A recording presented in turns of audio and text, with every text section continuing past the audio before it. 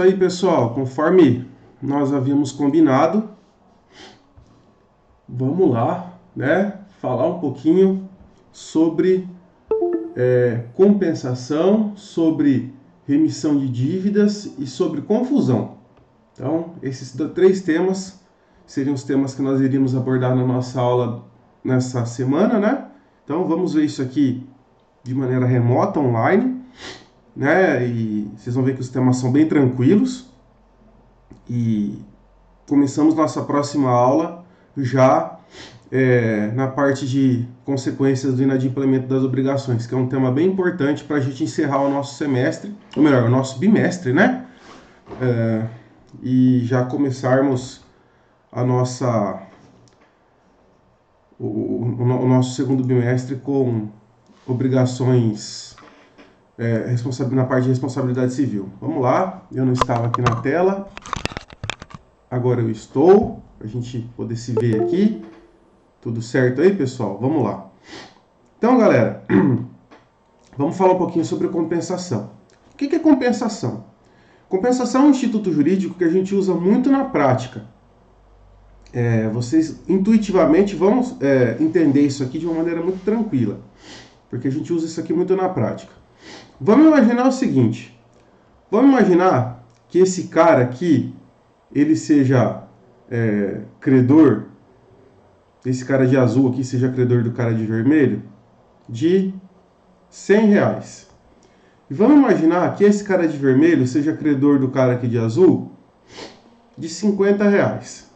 Galera, sem eu ter aberto a boca aqui, explicado nada a respeito do tema, é necessário que esse cara, né, pague R$100 aqui e que esse cara pague R$50 aqui? A gente precisa fazer isso? Analisa aí. Dá 5 segundos para vocês. Estão pensando, né? Óbvio que não é necessário. Se esse cara deve 100 e ele tem direito a receber 50, a gente pode fazer um abatimento aqui, uma compensação, não é verdade? 100 menos 50 fica 50. Então, bastaria apenas esse cara que deve 100, mas tem direito de receber 50, fazer a compensação e pagar apenas 50, né? Que é o que estava em aberto. Certo? Isso é compensação. Então, de uma maneira mais técnica, quando eu falo de compensação, eu tenho partes, as mesmas partes, né? Que são credores e devedores em comum. Então, essas duas partes são, ao mesmo tempo, credoras e devedoras entre si, reciprocamente, certo? E eles têm obrigações que são obrigações que a gente pode falar plenamente fungíveis, ou seja, exatamente da mesma natureza, com o mesmo tipo de objeto. Tanto é que foi o exemplo que eu dei aqui. Duas obrigações pecuniárias, né? Nessa e nessa aqui, ok? Então, quando eu tenho duas partes idênticas, né? Que se equivalem, que são credoras e devedoras entre si ao mesmo tempo, de obrigações que são perfeitamente fungíveis, eu posso aplicar o Instituto Jurídico da Compensação, onde as dívidas são compensadas e aquele que tiver um saldo credor a receber, vai receber, certo? Então é algo muito comum, a gente usa muito na prática e a ideia dela é bem simples, certo? Vocês vão ver aqui. Vamos detalhar um pouquinho mais esse Instituto Jurídico. Ó, então vem o artigo 368 do Código Civil e estabelece: se duas pessoas forem ao mesmo tempo credor e devedor uma da outra, as duas obrigações extinguem-se até onde se compensarem. Então, quer dizer que eu posso ter uma compensação total e uma compensação parcial. Vamos lá. Esse exemplo que eu acabei de dar aqui, no comecinho aqui do nosso vídeo, é uma compensação total de débitos e créditos ou parcial? O que vocês acham? Óbvio que eu estou falando de uma compensação parcial, porque alguém ficou com saldo credor a receber. Então, vamos lá. Vamos imaginar o seguinte. Vamos lá. Eu tenho esse cara aqui e tenho esse cara aqui. Olha lá. Desenho diferente, hein? Ó. Paternidade já está me fazendo desenhar melhor, hein? Que loucura, hein? Vamos lá. Então vamos lá, vamos imaginar que esse cara, ele tenha direito de receber R$100 desse outro, mas ele deve 100 para esse mesmo cara. E ao mesmo tempo, esse cara tem direito a receber R$100 e deve 100. Ou seja, né? Esse tem que pagar 100, esse o cabelo arrepiado tem que pagar 100 para o cabelo comprido, o cabelo comprido tem que pagar 100 para o cabelo arrepiado. Os dois são credores e devedores simultâneos, ambos têm uma relação de crédito e débito plenamente fungível. Se um deve 100 para o outro, de maneira recíproca, a gente está diante de uma compensação total, né? Desconto aqui, na verdade ninguém paga nada a ninguém, né? 100 menos 100, quanto que dá, pessoal? Zero, né? Então, ó, coloquei até com sinal de mais e menos para ficar mais fácil. Então, isso seria uma compensação total. Uma compensação parcial é aquela onde alguém fica com saldo credor. Então, vamos lá, vamos imaginar diferente aqui. Vamos imaginar que o meu amigo aqui Vamos lá, deixa eu fazer o arrepiado aqui, agora vamos fazer um de chapéu. Vamos imaginar que esse cara, ó, ele deva 200, certo? Mas ele tem direito a receber R$100, tá? Ó, ele deve 200 e tem direito a receber 100, certo? Aqui, nessa mesma relação jurídica. Nesse caso, o que a gente vai fazer? Se esse cara tem direito a receber 100, mas ele deve 200, a gente realiza uma compensação. De fato, o que ele vai fazer? Ele vai pagar apenas R$100, né? 200 menos 100, então ele paga 100 aqui e fica tudo certo. E isso seria uma compensação parcial, ok? Então, para ficar bem claro, para vocês conseguirem compreender bem direitinho.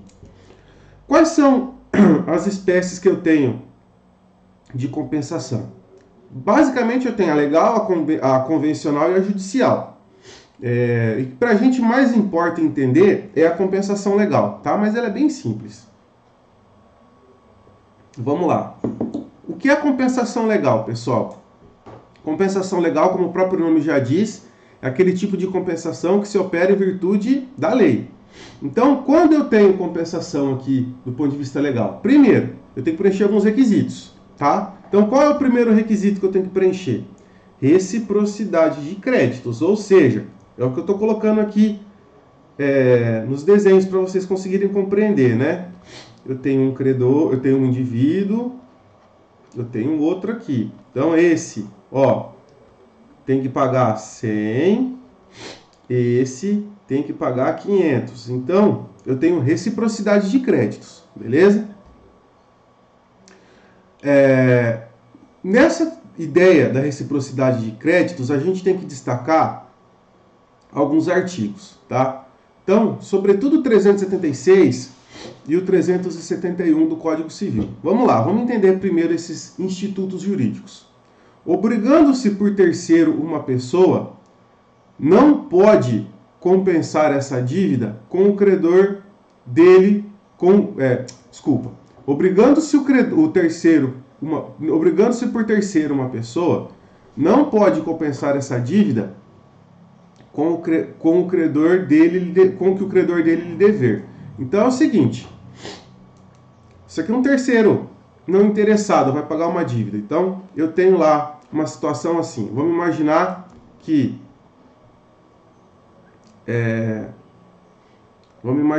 que eu tenho o credor, tenho aqui indivíduo aqui, né?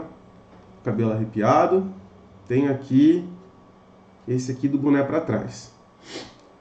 Vamos imaginar que ele deve 500 e esse aqui deve 200, tá? Vamos imaginar que nessa relação jurídica a gente tem um terceiro não interessado que resolve pagar essa dívida. E esse terceiro tem um direito de crédito a receber desse cara de R$300. Vamos imaginar. O que o artigo fala? Obrigando-se por terceiro uma pessoa, não pode compensar essa dívida com o que o credor dele lhe dever. Significa dizer o seguinte, que esse débito aqui de R$300, que o terceiro, esse crédito que o terceiro tem aqui a receber do cara de boné para trás aqui, não pode ser objeto de compensação com relação a essa dívida que ele assumiu. É isso que o artigo fala. Exceção. Qual a exceção que a gente tem? Quando a gente fala de terceiro interessado, sobretudo a figura do fiador. Ó. O devedor somente pode compensar com o credor o que este lhe dever, mas o fiador pode compensar sua dívida com a do seu credor ao afiançado. Significa dizer o seguinte, vamos lá. Vamos imaginar que eu tenho aqui o locador, o imóvel. Não, eu não vou colocar o locador não, pera aí. Eu vou fazer por desenhos aqui para ficar mais fácil, pessoal. Deixa eu apagar aqui. Vai ficar mais fácil de vocês compreenderem. Vamos imaginar o seguinte, ó. Só vou fazer os rostinhos aqui, tá? Eu tenho aqui esse credor, tá? Eu tenho aqui, ó, esse aqui de cabelo comprido, tá? Então, esse aqui deve 1.000. Esse aqui deve 5.000. Então, o de cabelo arrepiado deve pro de cabelo comprido 1.000. É um isso aqui, hein? E o de cabelo comprido deve pro de cabelo arrepiado 5.000. Tá? Vamos imaginar que essa dívida aqui eu tenho um fiador. O que o código fala? Se o fiador for acionado pelo credor, tá, para receber essa dívida, ele pode requisitar a compensação desses valores que o devedor originário ele tem com relação ao credor. Então, vamos imaginar, ele cadê aqui? Fiador, né? Dessa dívida de 1.000 aqui com relação de cabelo comprido.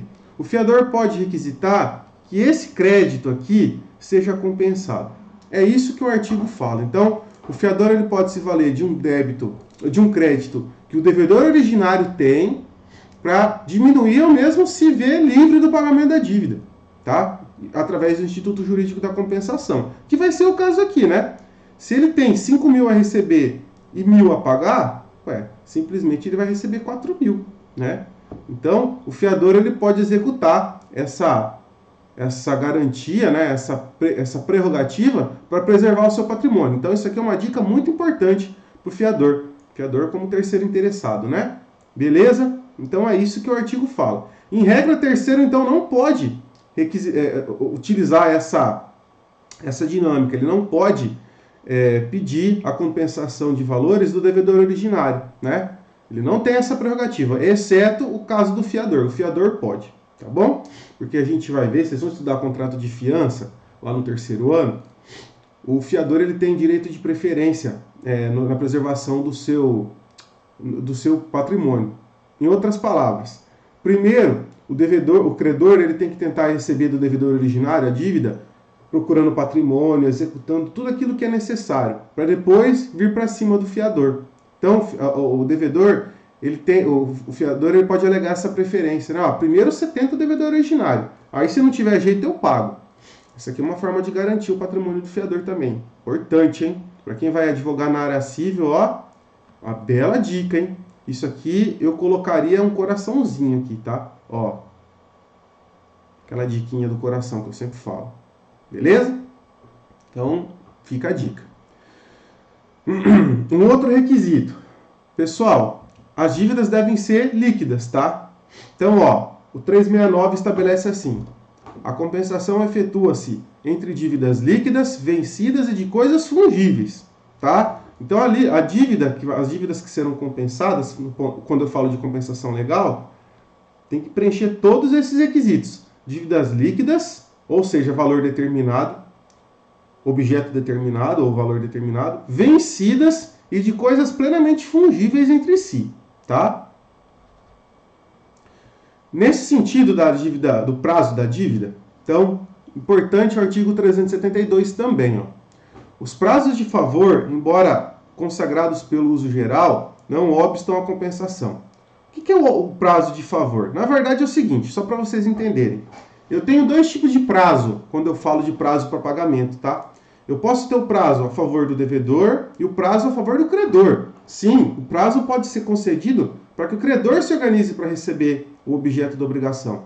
Em regra, o prazo para pagamento ele é concedido em favor do devedor, para que ele se organize financeiramente, providencie ou dinheiro ou patrimônio para pagar aquela dívida que ele tem. Tá? Mas a gente pode ter a dívida com prazo fixado em favor do credor. Então, por exemplo, eu tenho que entregar lá pro Felipe. Felipe, hoje você vai se dar bem aqui, tá? Quando falar que eu esqueci do Felipe, né? Eu tenho que entregar pro Felipe um cavalo puro sangue, certo? Cavalo bonito, puro sangue. E o Felipe precisa de um prazo de 30 dias para se organizar, providenciar um local adequado para ele poder manter esse cavalo. Então ele me pede, ó, você vai me entregar esse cavalo daqui 30 dias, que é o prazo que eu preciso para conseguir lá um pasto, uma chácara, um ara, sei lá, para cuidar desse animal. Então, esse prazo, no meu exemplo aqui, ele é concedido em favor do credor, não em favor do devedor, tá? Então, o que o artigo 372 fala é o seguinte, ele fala dos prazos de favor. O que é o prazo de favor? É aquele prazo que é aquela concessão de prorrogação de prazo que o credor faz para beneficiar o devedor. Então, ele simplesmente, verbalmente, de maneira informal, concorda com a prorrogação do prazo para pagamento para que o devedor possa se organizar. Então, o 372 fala assim, vocês estão vendo, né? Está aqui embaixo. Os prazos de favor. Aqui, nossa. Ficou bonitinha essa flecha. Mas vamos lá. Os prazos de favor, embora consagrados pelo uso geral, não obstam a compensação. Então, se eu tiver uma dívida que já venceu, mas a qual o credor concedeu um prazo de favor, ou seja, uma prorrogação informal ali, isso, por si só, não impede a realização da compensação. É isso que o 372 fala. Tudo bem? Vamos lá. Vamos pensar na fungibilidade dos débitos agora. Pessoal, quando a gente fala da fungibilidade, ela tem que ser perfeita, tá? Então, a fungibilidade é a perfeita troca de objetos aqui entre si, isso não vai gerar prejuízo nenhum para a obrigação. Então, se no contrato estipula que por exemplo, que eu devo para o Isaac vai gostar desse exemplo, 100 sacas de café, e o Isaac me deve 50 sacas de café, é um exemplo plenamente fungível, de plena fungibilidade entre si. Cabe a compensação. Agora, se no meu contrato fala assim, eu devo 100 sacas de café Conilon para o Isaac, e o Isaac me deve 50 sacas de café arábica para mim, né? Esses objetos não são plenamente fungíveis, hein? Eu tenho espécies de café diferente, qualidade de café diferente, tá? Então, importante destacar isso. A gente tem que ver como o contrato ele trata dessa questão, o objeto da obrigação. Então, se eu tiver um bem perfeitamente individualizado, ou, em outras palavras, eu tiver uma obrigação de dar a coisa certa, precisa ser plenamente igualzinho mesmo, tá? Então, ó, é o que o artigo 370 fala. Embora sejam do mesmo gênero as coisas fungíveis, objeto das duas prestações, não se compensarão verificando os que diferem na qualidade, quando especificado no contrato. O exemplo do café aqui, meu e do Isaac, ok? Então, se for, no caso, uma obrigação de dar coisa certa, plenamente individualizada, tem que ser igualzinho. Agora, e se for entrega de coisa incerta, que foi o meu primeiro exemplo? Eu devo 100 sacas de café para o Isaac deve 100 sacas de café para mim.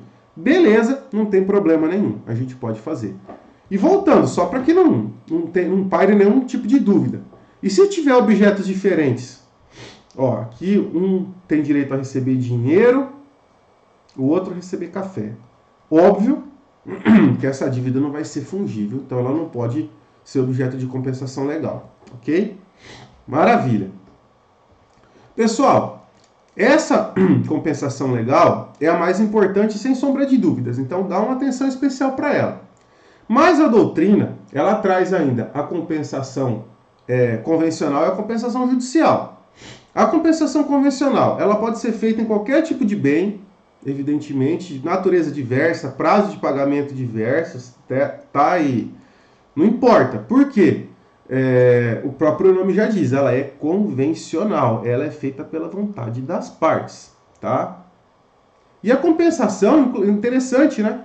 Que se eu for do ponto de vista convencional, ela pode resultar da vontade de apenas uma das partes.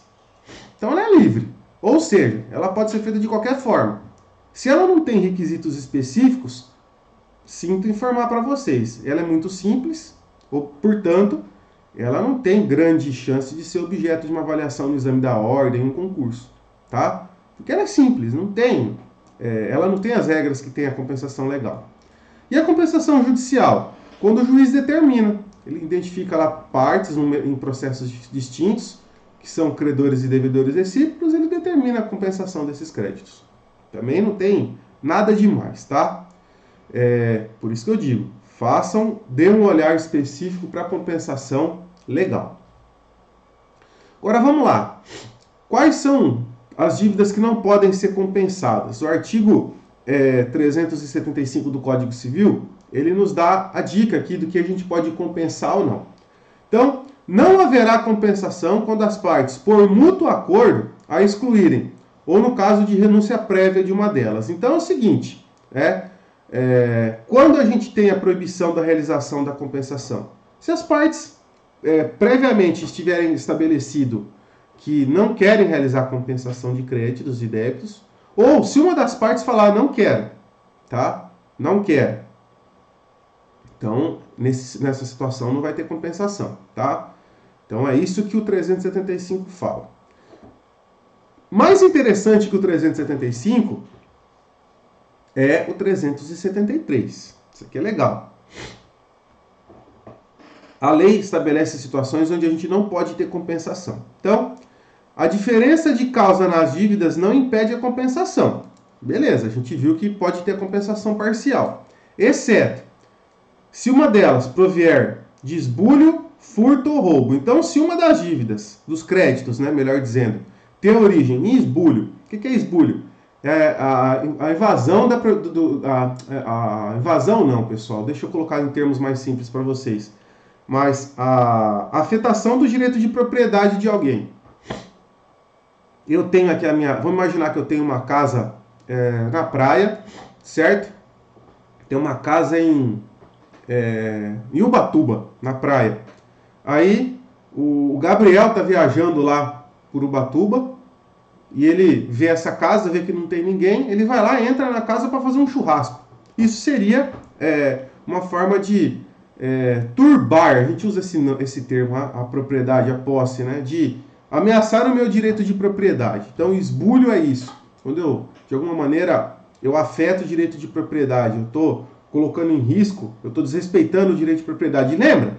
Quando a gente estudou a diferença de direito real e de direito pessoal, lá no começo do ano, que eu falei para vocês que o direito real ele é aplicado indistintamente a qualquer pessoa. Todo mundo tem que respeitar o direito de propriedade. Então, quando eu não respeita o direito de propriedade, eu tenho esbulho possessório, tá? Vocês vão estudar isso aqui de uma maneira muito bem detalhada lá no 4º ano. Então, não esquente a cabeça, só para entender a ideia.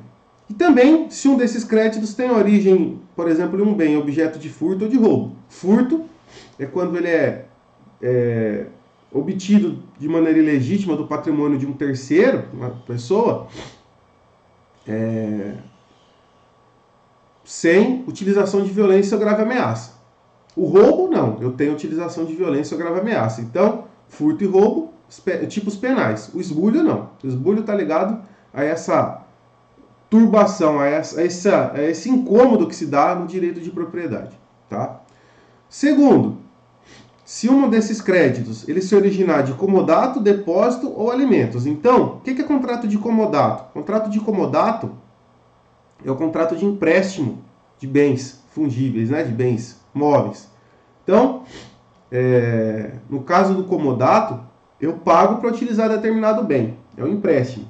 Nesse caso, não há que se falar, se o crédito tem origem no contrato de comodato, nesse bem, né, que eu estou utilizando aí a título de empréstimo, não há que se falar em compensação.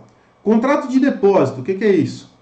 Eu pago para um terceiro conservar determinado bem para mim, tá? Então, eu quero guardar num cofre de um banco uma joia preciosa que eu tenho. Eu deposito esse bem no cofre do banco. Eu estou realizando um contrato de depósito. Eu tenho lá a camiseta do São Paulo do Mundial de 2005 que o Rogério Ceni utilizou para fazer aquelas defesas maravilhosas, incríveis. Professor, está vivendo de passado, né? Infelizmente, é o que nos resta. Então, pega essa camiseta, não quero correr risco de sofrer nenhum tipo de dano a essa camiseta, eu levo ela até um cofre de um banco e guardo ela lá. Isso é um contrato de depósito. Estou pagando para utilizar aquele cofre para poder guardar por um tempo. Essa relação, o crédito que porventura surja dessa relação, não pode ser objeto de contrato de... não pode ser objeto de compensação, tá? E também se o crédito, se a compensação tem origem em alimentos, né? Pensão alimentícia, também não pode. E o inciso terceiro, se uma for de coisa não suscetível de penhora. Então, se um dos bens que a gente está que origina essa relação aqui pode que pode dar ensejo a essa compensação, for um bem não suscetível de penhora, também não há que se falar em compensação. Bem não suscetível de penhora, por exemplo, o imóvel utilizado para habitação familiar, tá? Em regra ele é insuscetível de penhora. Então um exemplo só para clarear as ideias, tá bom? Sem dúvida, a situação mais interessante que a gente tem aqui é o artigo 380. Ele é muito mal escrito, vocês vão perceber. Até coloquei esse memezinho que fizeram meu aqui logo quando começaram as aulas online. E vocês não precisam nem ficar bravo comigo. Ah, professor, mas você não passou isso aqui para nós, essa figurinha? Isso aqui já é figurinha que está rodando nas salas aí, então vocês devem até ter, para me sacanear, tá? Sabrina, não precisa nem perder tempo fazendo essa figurinha, já existe, hein? Tá bom? Esse artigo ele é mal escrito, mas ele é simples de entender a hora que eu explicar para vocês vão perceber. Então, ó, não se admite a compensação em prejuízo de direito de terceiro. O devedor que se torne credor do seu credor, depois de penhorado o crédito deste, não pode opor ao exequente a compensação, de que contra o próprio credor disporia. Então, isso aqui é o seguinte. Vamos imaginar que esse cara aqui tem esse e tem esse aqui. Na nossa relação aqui. Vamos imaginar que esse, ó, deve 1.000.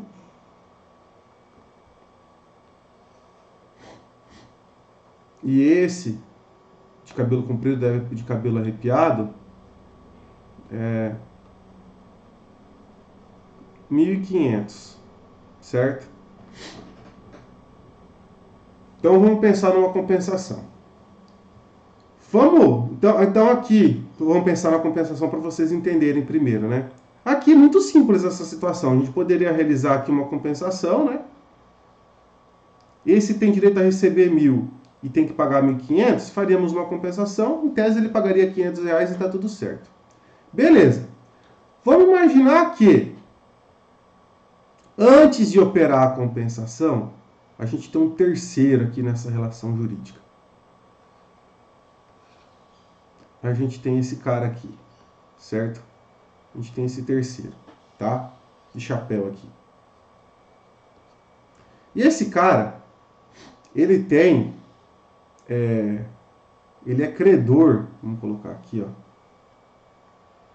do de cabelo comprido. O de cabelo comprido aqui, ó, vamos imaginar que ele deve R$1.000 também, vai, para facilitar. Ele deve R$1.000 aqui pro de cabelo comprido. E não paga, tá? Não paga de jeito nenhum. O que esse cara faz?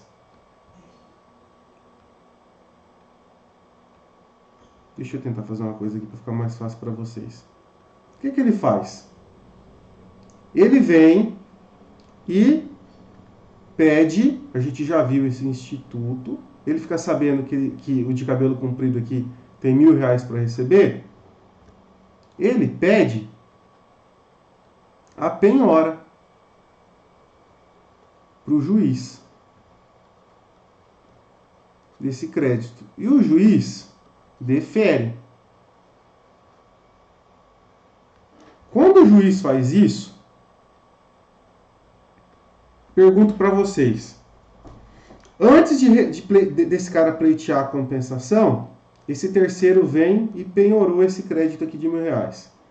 Feita-se a penhora, esse cidadão aqui de cabelo comprido, ele pode requerer essa compensação e pagar só R$500 para o nosso amigo aqui de cabelo arrepiado? Não.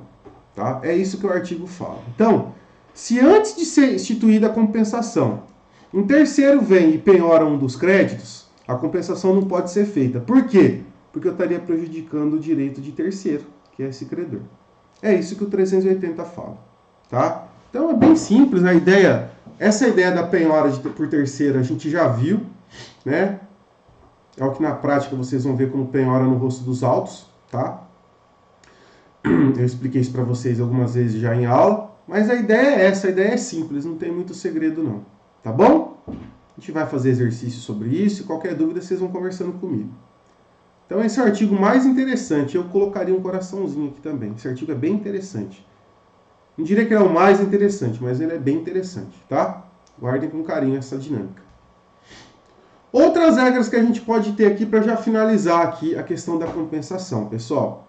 Então, artigo 377 estabelece uma situação interessante aqui também, viu? Esse aqui ele fala de cessão de crédito.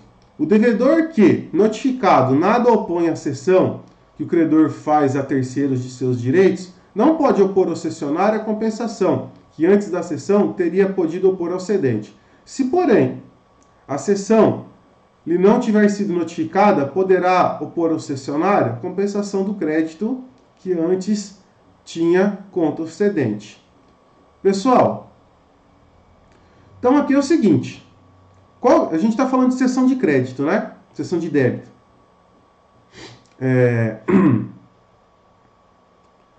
Relação de cessão de crédito, né? Relação de débito aqui que a gente está falando da compensação, melhor dizendo. Qual que é a regra da cessão de crédito que a gente viu na aula passada? Para que a cessão de crédito ela ocorra, né? O devedor, o cedido, precisa ser notificado que está ocorrendo a cessão de crédito. Ele não precisa consentir, mas ele precisa saber. Então, se houve a notificação para ele da cessão de crédito e ele nada alegou, ah, não, mas eu não quero por causa disso, disso e disso, acabou. Se ele tiver direito de realizar compensação com o cedente, né, com o credor, eventualmente, ele perde esse direito. Agora, o que o artigo fala? Se o cedente não realizar a notificação ao cedido que ele está fazendo a cessão desse crédito para o cessionário, para o terceiro, e não for notificado, o cedido ele pode falar assim, ó, você não me notificou, a gente tem direito aqui à compensação, eu quero realizar. E o cessionário vai sair no prejuízo, tá? Ele perde aqui a possibilidade de realizar, de se valer desse crédito que ele foi cedido, que ele, entre aspas, adquiriu, né, por meio de um negócio jurídico. É isso que o 377 fala, a ideia é simples, tá? Tudo bem? Então, se ficar alguma dúvida, volta, pega esse trechinho de novo, porque ele é bem simples, tá bom? Então, o cedido ele precisa ser notificado da cessão de crédito. Se ele não for, e ele tiver direito a requerer a compensação junto ao cedente, ao seu credor nessa relação jurídica, vamos imaginar que ele também seja credor desse cara em outro negócio jurídico, e ele quer realizar a compensação, se o cedente realizar a cessão de crédito e não notificá-lo, ele pode falar, não, eu vou me opor a essa cessão de crédito porque eu quero realizar a compensação. E o cessionário terceiro que compra esse crédito se enrola, tá? Então, agora, se ele for notificado e nada falar, tá tudo certo. É isso que o 377 fala. Ele não pode alegar depois a compensação. O 378 fala assim, Quando as duas dívidas não são pagáveis no mesmo lugar, não se podem compensar sem dedução das despesas necessárias à operação. Então, as despesas para pagamento, quem vai arcar é o devedor, né? Então, se realiza a compensação de valores aqui e está tudo certo. Tá? Se deduz os valores para pagamento e tudo fica certo. O 379. Sendo a mesma pessoa obrigada por várias dívidas compensáveis, serão observadas, ao não compensá-las, as regras estabelecidas quanto à imputação do pagamento. Então vamos lá. Quais são essas regras? Se eu tenho várias dívidas para ser compensado. Primeiro, o devedor vai indicar quais dívidas ele quer compensar. Se ele não indicar, o credor indica. Se o credor não indicar, primeiro a gente vai tentar compensar as dívidas que forem líquidas e vencidas. Se todas forem líquidas e vencidas, a gente vai compensar as mais onerosas, tá? Então, de maior valor, ou que tem uma garantia que seja mais onerosa ao patrimônio do devedor. Então, é isso. Compensação, pessoal, é isso. Não é difícil, ele é um pouco... tem várias regrinhas, mas não é difícil de compreender. Mas a gente vai conversando, se ficar alguma dúvida, vocês me falam, tá bom? Vamos lá, vamos para a confusão. Já falamos sobre isso, hein? Vocês vão lembrar. Nas primeiras aulas. Pessoal, o que é a compensação? A confusão. Estamos falando de compensação até agora. Acabei me confundindo, né? Não poderia deixar de fazer esse trocadilho infame, né? Ai, meu Deus do céu. Professor, tem que melhorar essas piadas. Eu tenho medo. Nem meu filho vai me aguentar, viu? Umas piadinhas tão ruins assim, meu Deus. Mas espero que vocês tenham pelo menos se irritado um pouquinho aí. Eu já tiro vocês da zona de conforto. Já estou feliz. Vamos lá. Qual que é a regra da relação jurídica obrigacional? Nós vimos isso. A regra é que eu tenha uma pessoa representando o credor, uma pessoa representando o devedor, e essas pessoas estabelecem uma relação jurídica de crédito e débito. Nós vimos isso logo no começo do ano. Beleza. Existem algumas situações onde credor e devedor se tornam a mesma pessoa. Então, exceto se essa pessoa sofrer de esquizofrenia, né, tenha transtorno de personalidade, ela seja mais de uma pessoa ao mesmo tempo, né, uma piadinha infame de novo, é só para a gente entender, se o devedor e o credor não sofrer desse tipo de patologia, a gente tem uma situação que implica na extinção da obrigação. Então, credor e devedor, a partir do momento que eles se confundem na mesma pessoa, a obrigação está extinta. Porque como que o credor vai cobrar dele mesmo? Né? Como que o devedor vai pagar para ele mesmo? Então, quando o credor e o devedor, em razão de inúmeras situações, eles se tornam a mesma pessoa, a relação jurídica está extinta. E como que isso pode acontecer? Basicamente, por atos jurídicos intervivos ou causa-mortes. O que é isso? Então, essa confusão pode se operar por meio, basicamente, de casamento e por meio de herança. Tá? Eu vou explicar para vocês. Então, o artigo 381, ele estabelece assim, né? Extingue-se a obrigação desde que na mesma pessoa se confundam as qualidades de credor e devedor. Então, virou credor e devedor ao mesmo tempo, a obrigação está extinta. Vamos lá. Ato intervivos, casamento. Né? Vamos imaginar que, antes de casar com a minha esposa ela contraiu, ela me emprestou 50 mil reais. Certo? Me emprestou 50 mil reais para eu comprar uma moto daquelas grandonas. Não sei nem se compra com esse valor, mas no meu exemplo vai comprar 50 mil reais, tá? E eu não paguei minha esposa ainda. Minha esposa não, minha namorada, né? Antes de se casar, ela emprestou para mim. Antes de pagar, eu peço a minha esposa em casamento, mas eu falo assim para ela: meu amor por você é tão grande que eu quero compartilhar minha vida com você em todos os sentidos. Eu quero me casar com você no regime de comunhão universal de bens. Então, tudo que é meu, desde a minha gênese, olha que chique, da minha gênese, desde do início da minha existência, eu quero que seja seu também. E tudo, então, eu quero me casar com você em comunhão universal de bens como uma forma do tamanho universal do meu amor. Olha que migué, sem vergonha, certo? Aí a mulher, minha futura esposa, aceita. Ai, que lindo. Então tá bom, vamos nos casar em comunhão universal de bens. Na verdade, minha única intenção é o seguinte. Quando a gente casa no regime de comunhão universal de bens, como já diria aquela música sertaneja, o que é meu é seu. E o que já era seu se torna meu também. Então, se ela tinha um crédito a receber de 50 mil reais, quando ela se casa no regime de comunhão universal de bens, esse direito se transmite a mim também. Vamos lá, ela tinha um crédito de 50 mil reais para receber, não tinha? Tinha. Quem era o devedor? Eu. Ela se casou comigo no regime de comunhão universal de bens. O que era dela passa a ser meu, o que é meu passa a ser dela. Esse direito de crédito de 50 mil reais é meu também. Portanto, eu me torno credor de mim mesmo. A obrigação está extinta. Então, o amor, ele extingue a obrigação aqui. Olha que lindo, que romântico. Então, isso é um exemplo de ato inter vivos. Agora, vamos pensar no exemplo causa-mortes. Então, vamos imaginar, então, eu tenho lá o meu pai, certo? Meu pai tem 110 anos e é milionário, certo? E eu sou filho único e minha mãe já morreu, beleza?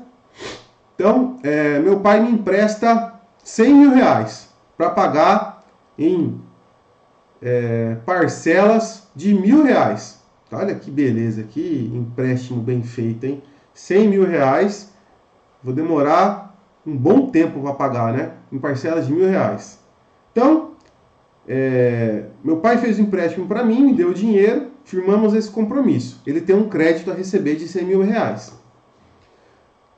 Um mês após, 29 dias após esse empréstimo ser constituído, então a obrigação ainda não tinha nem vencido, não tinha pago nada ainda para meu pai. Meu pai morre, né, com 110 anos, sei lá, 120, agora eu não lembro, né? E quando meu pai morre, o que acontece? Todo o conjunto de direitos, de bens, de garantias é transmitido para os seus herdeiros, né? Quando o falecido, né, o decurjus, ele parte dessa para melhor, todo o seu conjunto de direitos, de garantias, de bens passa para os seus herdeiros. Qual a única herdeira do meu pai aqui no meu exemplo? Eu. Ele tinha 100 mil reais para receber, um direito de crédito. Então isso passa para mim. Quem era o devedor desses 100 mil reais? Eu. Então me tornei credor e devedor de mim mesmo. A obrigação está extinta. Tá bom? Então esses dois exemplos para deixar bem claro para vocês como funciona a questão da confusão. Vamos lá. A confusão, galera, ela pode ser total ou parcial. Então, o artigo 382 ele coloca lá: a confusão pode verificar-se a respeito de toda a dívida ou só de parte dela. Vamos dar um exemplo aqui, essa questão que eu acabei de comentar do meu pai. Vamos imaginar que eu tinha feito um empréstimo de 100 mil com meu pai.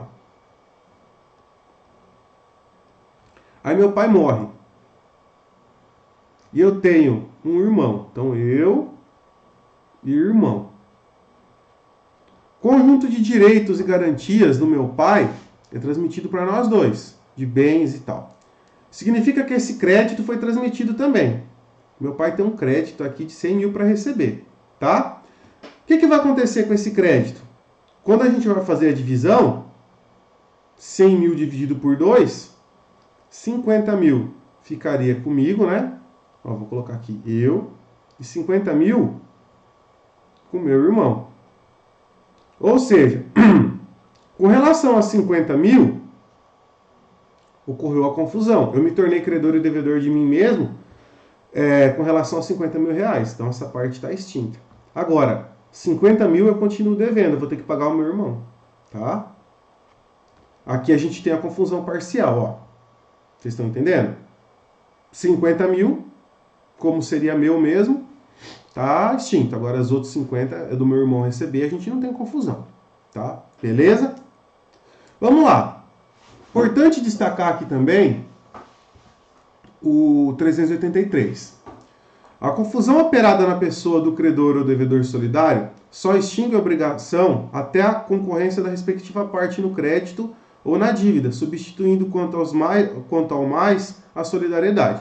Vamos lá. Se com relação a um dos devedores solidários, né, ou dos credores solidários ocorreu a confusão, a parte dele é tirada da dívida e com relação aos demais tudo continua, porque a confusão só ocorreu com aquela pessoa. Ela não ocorreu no âmbito geral da dívida. Então só vai se abater aquela cota, tá? Ok, pessoal? Uma coisa importante também é a questão da fiança, tá? Que a confusão, ela pode extinguir a obrigação principal e ela também pode atingir obrigações acessórias. Então a questão da fiança aqui é muito interessante, tá? Vamos imaginar o seguinte. Vamos imaginar que eu aluguei uma casa, tá? Peraí, deixa eu apagar aqui. Vamos lá. Aqui. Então, José Eduardo alugou uma casa.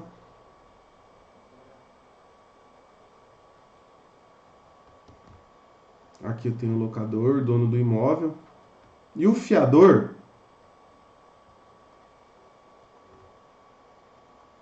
é meu pai, certo?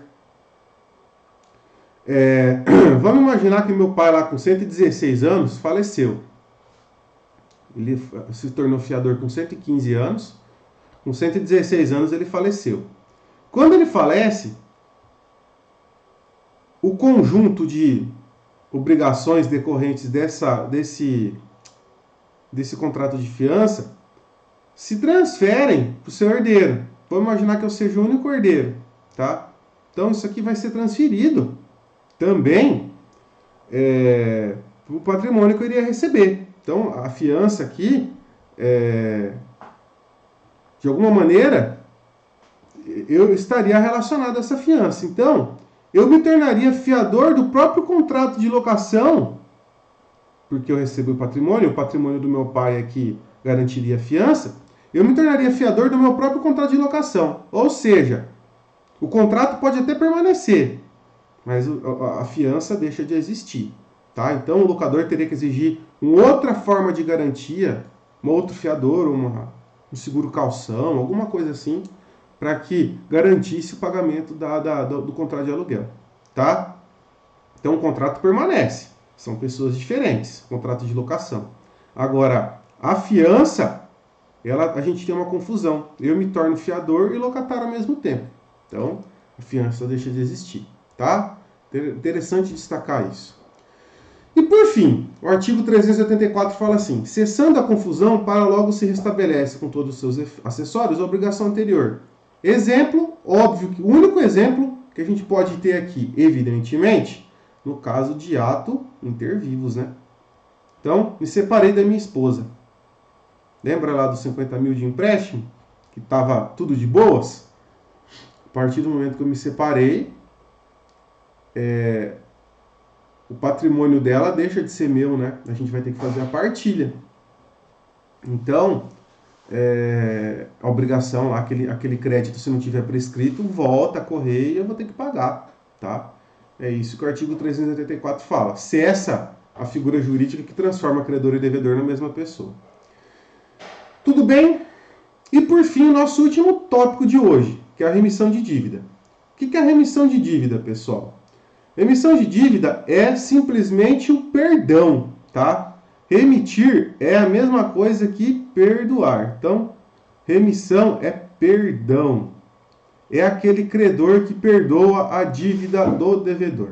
Então, o artigo 385 ele coloca assim: a remissão de dívida aceita pelo devedor extingue a obrigação, mas sem prejuízo de terceiro.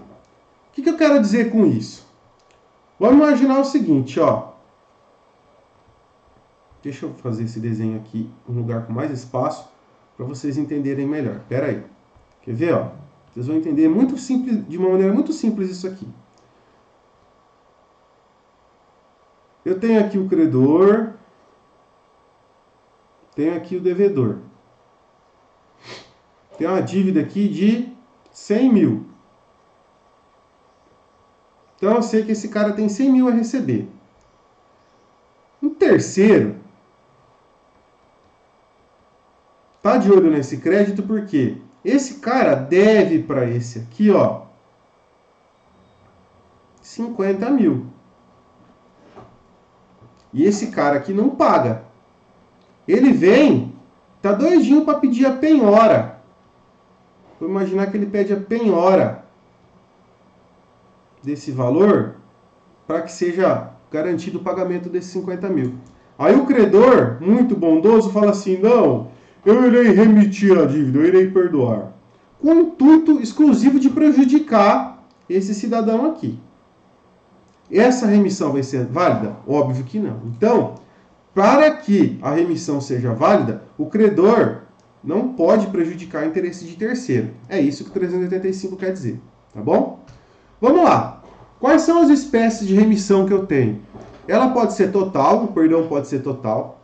Pode ser parcial, também isso aí é uma faculdade, né, do credor, pode ser apenas parcial. Pode se dar de maneira expressa, quando o credor, ele, através de um documento, ele delimita lá, ou por uma fala, verbalmente ele delimita que a dívida está perdoada, tá? Isso pode ser feito, evidentemente, por atos intervivos, ou pode ser também causa-mortes, exemplo, num testamento, tá bom? Ou tacitamente. Então, vamos imaginar que eu sou devedor do Gabriel de 100 mil reais. Eu chego pro Gabriel com 500 e falo assim, Gabriel, esse mês eu vou conseguir te pagar 500, depois eu vou te pagar no restante. Pago os 500 pro Gabriel, o Gabriel fala assim, Eduardo, tá tudo certo, você não me deve mais nada. Eu dou os 500, ele me dá um termo de quitação da dívida, tá? Significa dizer que, nesse caso, o comportamento dele deu a entender que ele perdoou a dívida. Pelo menos grande parte dela, né? Então, isso seria a remissão tácita. O comportamento do credor dá a entender que ele perdoou a dívida. Tá bom? O que é interessante na remissão é entender as hipóteses em que ela vai ocorrer por presunção legal. Tá? Então, a lei ela dá a entender que a remissão de dívidas ocorreu. Então, o primeiro exemplo que a gente tem, quando o credor ele entrega o título que fundamenta, que consubstancia, que materializa a obrigação para o devedor. Então, lembra que a gente viu aquele conceito de título de crédito que eu expliquei para vocês? O título, na verdade, ele é um documento que materializa, que formaliza a obrigação. E ele é a garantia. Quem tem a posse daquele documento pode cobrar, pode executar, pode exigir que ele seja pago pelo devedor. Então, quando o devedor recebe esse título de volta, significa, quando ele tem a posse desse título, nós vimos isso, significa que se presume que ele pagou a obrigação. Então, quando o credor entrega para o devedor voluntariamente esse título de crédito, significa que ele está considerando a dívida quitada. Então, se o devedor não pagou a dívida, ou não pagou integralmente a dívida, e mesmo assim o credor entrega esse documento, significa que ele está perdoando a dívida. Que é o que fala o artigo 386, né? A devolução voluntária do título da obrigação, quando por escrito particular, prova a desoneração do devedor e seus coobrigados, se o credor for capaz de alienar e o devedor capaz de adquirir. Óbvio, isso tem que ser feito de uma maneira onde o credor tenha total liberdade para agir, ele precisa ser plenamente capaz, não pode ter a sua vontade viciada e o devedor também não. Isso tem que ser feito pelo próprio credor diretamente ou por um representante que tenha poderes para agir, né? Dessa forma. Tá? Então é isso que o 386 fala para nós. E por fim, importante destacar o 387. Ó. A restituição voluntária do objeto empenhado prova a renúncia do credor à garantia real, não a extinção da dívida. Interessante isso. Vamos imaginar que eu faço um empréstimo com o Felipe no valor de 100 mil reais e dou em garantia para o Felipe, esse pagamento, esse empréstimo, um carro. O carro fica com o Felipe até eu pagar a dívida. O Felipe está vendo que eu estou pagando a dívida certinho, e ele confia em mim, e ele fala assim, Zé Eduardo, eu sei que você vai me pagar, toma teu carro de volta. Quando ele devolve o carro para mim, significa que ele perdoou a dívida? Não, hein? Pegadinha do malandro, hein? Então, devolver o objeto que garante a dívida não significa remissão. Significa apenas que o credor está abrindo mão da garantia real. Essa dívida se torna uma dívida quirografária. Ele se torna um credor quirografário. É só isso, hein? Então lembra do 387 e coloca aquele coraçãozinho maroto aqui.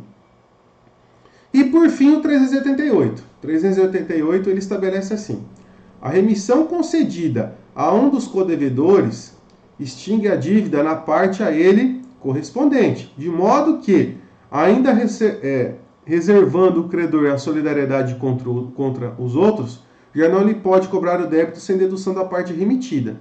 Então eu tenho uma obrigação solidária passiva, tenho vários devedores, e o credor perdoa a dívida com relação a um dos devedores solidários, o que vai acontecer? Desconta-se a parte daquele devedor solidário, ele sai fora da relação jurídica, e a obrigação continua em aberto com relação aos demais devedores que não foram beneficiados pela remissão. É isso.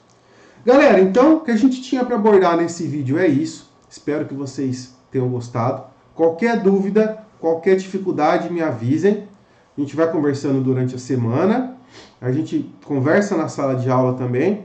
Mas eu acho que deu para a gente entender bem. Os temas não são complicados, são simples. Assistam esse vídeo com bastante calma. Leiam o material. Leiam os livros da doutrina, né? As doutrinas que a gente tem à disposição na nossa biblioteca virtual. E eu tenho certeza que vai dar tudo certo. Um abração. Obrigado pelo companheirismo de sempre, né? E tamo junto. Valeu, gente. Um abraço. Tchau, tchau. Até semana que vem. Valeu.